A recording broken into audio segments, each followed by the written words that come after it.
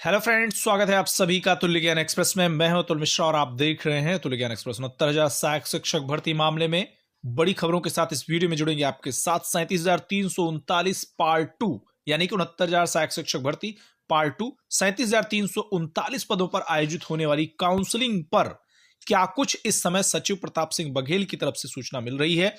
चयन सूची पर क्या बोल रहे हैं, यानी कि जिला आवंटन सूची कब तक प्रकाशित हो पाएगी, साथ ही साथ क्या कोई अलग से शासनादेश जारी होगा जिस पर आगे की कार्रवाई संपन्न होगी, या पुराने शेड्यूल के आधार पर ही चीजों को संपादित किया जाएगा। हालांकि प्रेस नोट जो जारी हुआ था उसमें विधिवत जानकारी दी गई थी। काउंसलिंग शेड्यूल 2 से 4 दिसंबर तक आयोजित किए जाएंगे।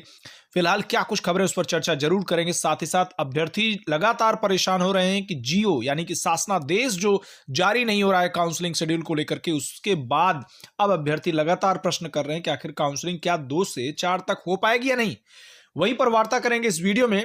टीजीटी पीजीटी 2020 का विज्ञापन संख्या 1 और 2 जो अभी निरस्त हुआ है, वह पुनः कब से नए विज्ञापन के साथ आएगा, उस पर भी चर्चा करेंगे।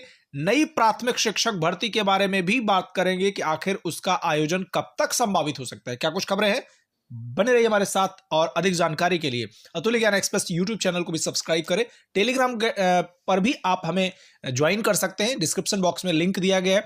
फेसबुक पर अतुल्य ज्ञान एक्सप्रेस पेज को आप लाइक और फॉलो कर सकते हैं। चलिए शुरू करते हैं। सबसे पहले 69,000 के पार्ट 2 37,339 पदों पर चयन सूची पर क्या है सचिव की राय। आपकी स्क्रीन पर दिखाई दे रहा है ये खबर जो दैनिक जागरण ने प्रकाशित की है, जिसमें साफ साफ उन्होंने लिखा है, अगर आप देखें तो कहा गया है कि काउंसलिंग जो 2 से 4 को आयोजित होनी है, विभाग अभी इस बात पर मंथन कर रहा है कि नई सूची जारी हो या फिर पुरानी सूची से ही काउंसलिंग कराई जाए। यानी कि वहां की स्थिति जो नई और पुरानी सूची की बात है, इस वजह से फिलहाल अभी तक एनआईसी को यह डाटा नहीं दिया गया था। इस पर विचार हो रहा है कि नई सूची से काउंसलिंग कराई जाए या फिर जो है पुरानी सूची जो 67,867 की थी उससे काउंसलिंग कराई जाए। बेसिक शिक्षा परिषद के सचिव प्रताप सिंह बघेल ने जिलों में जो भर्तियों के लिए काउंसलिंग का आयोजन होना है उसके बारे में जो तय तारीखें थी उसके बारे में कहा कि एनआईसी को जिला आवंटन सूची भेजी जा रही है, तय समय पर ही वो निर्गत हो जाएगी। यानी कि आप सभी को इसके लिए परेशान होने की जरूरत नहीं है कि जो 3 दिन अवकाश हैं, यानी कि हर एक कार्यालय में जो 3 दिनों का अवकाश है, उन 3 दिनों के अवकाश का कोई असर शेड्यूल पर, यानी कि 2 दिसंबर से 4 दिसंबर तक आयोजित होने वाली जिला स्तर की काउंसलिंग में कोई इफेक्ट नहीं डालेगी। जो एनआईसी को डेटा भेजना है जिला आवंटन का, वो हम अपने स्तर से भेजेंगे। इसमें किसी भी तरीके से जो अवकाश है वह बाधा नहीं बनेगा। उसी के साथ बेसिक शिक्षा अधिकारियों को काउंसलिंग कराने के संबंध में भी दिशा निर्देश जारी कर दिए जाएंगे। तो देखिए, लगातार अभ्यर्थियों की जो बात थी उस पर कहीं ना कहीं एक सोल्यूशन सा दिख रहा है कि जो अवकाश की बात होती है तो एनआईसी अगर शासन और विभाग चाहेगा तो एनआईसी जो है नॉन वर्किंग डेज में भी काम करेगा। यानी कि जब आप देखते हैं कई समय तक देखे होंगे कि कई रातों तक जब रिजल्ट पब्लिश होते हैं तो रात में रिजल्ट पब्लिश किए जाते हैं। इसका मतलब है एनआईसी उस समय फंक्शनल होता है। तो ऐसे में ये परेशान ना हो कि छुट्टियां हैं तो हो सकता है उस दिन जीओ और उससे संबंधित जो जिला आवंटन की सूची है वो प्रकाशित ना हो पाए।